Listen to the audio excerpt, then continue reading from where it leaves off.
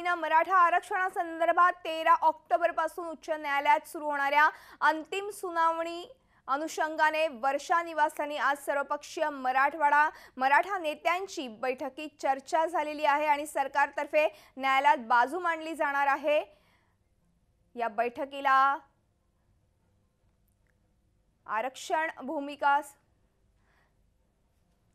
13 October पासून सरकार बाजू मांडणार आहे कोर्टामध्ये आणि एकूणच आपण ह्या संदर्भात अधिक माहिती घेणार आहोत आमचे प्रतिनिधी दीपक भातुसे यांच्याकडून। दीपक, आरक्षणाची भूमिका सरकार पटवून देणार आहे 13 ऑक्टोबर पासून एकूणच याबद्दल कोर्टामध्ये सुनावणी सुरू होणार आहे, सविस्तर काय सांगाल?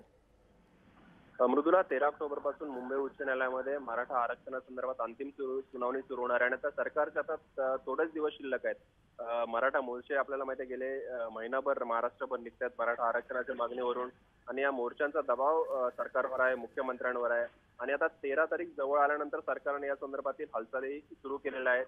मुख्यमंत्र्यांनी स्वतः मराठा आरक्षण समन्वय समितीची बैठक वर्षावरती बोलवली आणि बैठकीत या संदर्भात चर्चा केली। समन्वय समितीचे जे अध्यक्ष आहेत विनोद तावडे त्यांनी न्यायालयात या संदर्भात कशा प्रकारे सरकार बाजू मांडणार आहे मराठा आरक्षणासंदर्भात त्याची सविस्तर माहिती या बैठकीतील सदस्यांना दिली आणि प्रामुख्याने मराठा समाज हा शैक्षणिक आणि आर्थिकदृष्ट्या मागासलेला आहे हे सरकारला न्यायालयात पटवून द्यायचं आहे। त्या अनुषंगाने सरकारची काय तयारी आहे, कुठले पुरावे सरकारने गोळा केलेले आहेत आणि ते पुरावे न्यायालयात कशा पद्धतीने मांडणार याची सविस्तर माहिती या समन्वय समितीने देण्यात आली।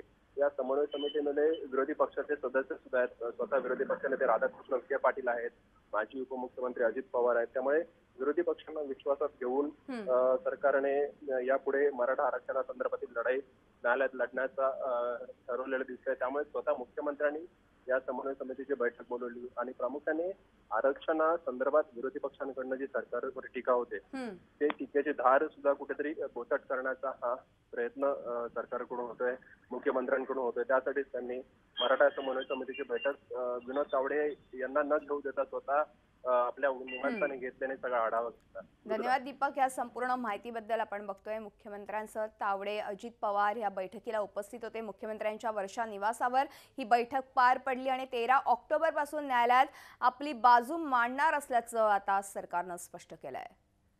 दरम्यान या बैठकीनंतर मराठा आरक्षणाबद्दल सरकार आग्रही असल्याचं सार्वजनिक बांधकाम मंत्री एकनाथ शिंदेंनी आमचे प्रतिनिधी सागर कुलकर्णी यांच्याशी केलेल्या बातचीतीमध्ये स्पष्ट केलंय।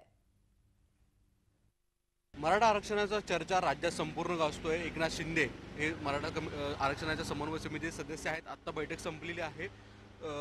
ॲफिडेव्हिटच्या बाबत नक्की भूमिका काय झालेली आहे, कारण की आता परत तारीख आहे कोर्टामध्ये 13 तारखेला कोर्टामध्ये जे ॲफिडेव्हिट सादर करायचे त्या संदर्भातच मुख्यमंत्री महोदयांनी ही बैठक आयोजित केली होती। या बैठकीमध्ये या मराठा समाजाच्या आरक्षणाच्या बाबतीमध्ये जे जे काही काम करतात लोक, मग वकील आहेत, त्याचबरोबर सर्व अधिकारी जे काम करतात या पुरावे गोळा करण्यासंदर्भातले या सगळ्यांची एक बैठक आयोजित केली होती आणि 13 तारखेला जे ॲफिडेव्हिट कोर्टात सादर करायचं आहे या संदर्भामधली ही बैठक होती।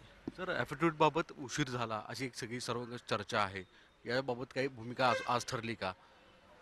नाही, उशीर झालेला नाही। सरकार पूर्णपणे सकारात्मक आहे म्हणून तर सरकारने निर्णय घेतलेला आहे आणि कोर्टाने जे काही त्याला स्थगिती दिली आहे ही स्थगिती कोर्ट मागे कसं घेईल या दृष्टीने सकारात्मक जे काही पुरावे गोळा करायचे आहेत आणि हा सर्व आता हे सर्व जे काम आहे ते फुल प्रूफ करावं लागेल आणि या संदर्भातली आजची महत्त्वाची बैठक मुख्यमंत्री महोदयांनी या ठिकाणी बोलवली होती। कोर्टामध्ये भूमिका सरकार मांडेल आणि सरकार सकारात्मक असल्याचं एकनाथ शिंदे सांगतायत। व्हिडिओ जर्नलिस्ट अतुल जगपालसह सागर कुलकर्णी, झी मीडिया, मुंबई। झी 24 तास रहा एक पाऊल पुढे।